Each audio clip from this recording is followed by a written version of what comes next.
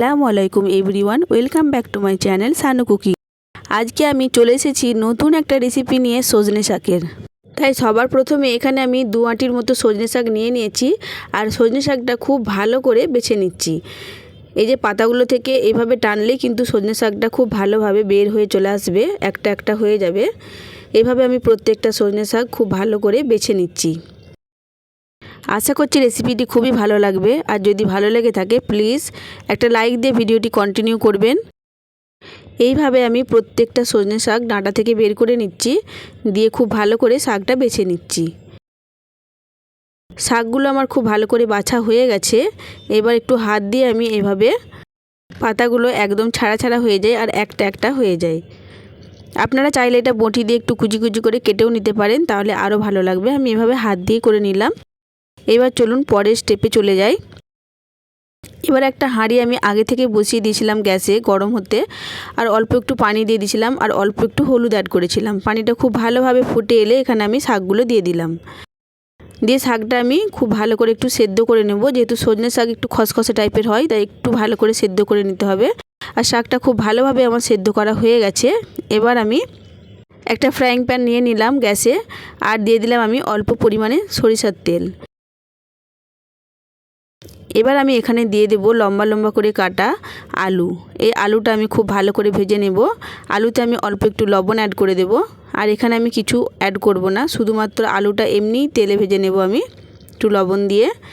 আলুটা খুব ভালো করে ভাজা ভাজা করে নিতে হবে, যাতে আলুটা ঢাকা দিয়ে একটু ভেজে নেব, যাতে খুব ভালোভাবে আলুটা সেদ্ধ হয়ে যায় আর ভাজা হয়ে যায়। আমরা সকলে কিন্তু এমনি সজনে শাক ভেজে থাকি, কিন্তু আলু দিয়ে একবার এই সজনে শাকটা ভেজে দেখব, সাধারণ হয় বন্ধুরা।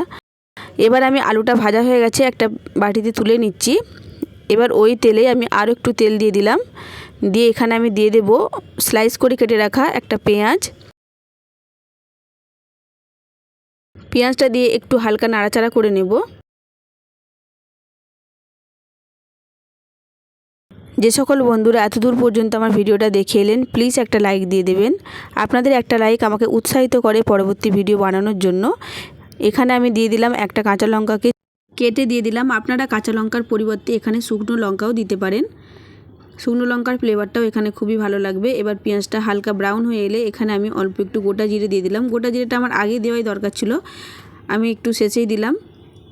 এটা তেলটা গরম হয়ে গেলে গোটা জিরেটা দিয়ে দিবেন। দিয়ে খুব ভালো করে এখানে আমি পেঁয়াজ, লঙ্কা, জিরে সমস্ত কিছু দিয়ে দিয়েছি। এখানে আমি অল্প একটু রসুনও কুচিয়ে দিয়েছি, রসুনটা এখানে স্কিপ হয়ে গেছে। এবার আমি সেদ্ধ করে রাখা শাকগুলো দিয়ে দেব, দিয়ে খুব ভালো করে আলুর সঙ্গে মিক্স করে নেব। এই রেসিপিটা একবার এইভাবে ট্রাই করে দেখবেন, আশা করছি খুবই ভালো লাগবে। আর যদি ভালো লেগে থাকে তাহলে প্লিজ লাইক, কমেন্ট, শেয়ার করে দেবেন। আর যদি আমার চ্যানেলে কেউ নতুন এসে থাকেন তাহলে প্লিজ আমার চ্যানেলটা সাবস্ক্রাইব করে আমার পাশেই থাকবেন, পাশে থাকা বেল আইকনটা প্রেস করে দেবেন, যাতে করে নতুন কোনো ভিডিও ছাড়লে সবার আগে আপনার কাছে নোটিফিকেশান পৌঁছে যায়। আর ফেসবুক পেজ থেকে কেউ দেখে থাকলে প্লিজ পেজটাকে ফলো করে দেবেন। এবার আলুটা আমি একটু শাকের সঙ্গে ঘাঁটা ঘাঁটা করে নিচ্ছি। এবার অল্প একটু এখানে আমি চিনি অ্যাড করলাম, চিনিটা অপশনাল, আপনারা দিতেও পারেন নাও পারেন। একটু চিনি দিলে মিষ্টি মিষ্টি লাগবে, শাকটা খেতেও অসাধারণ লাগবে।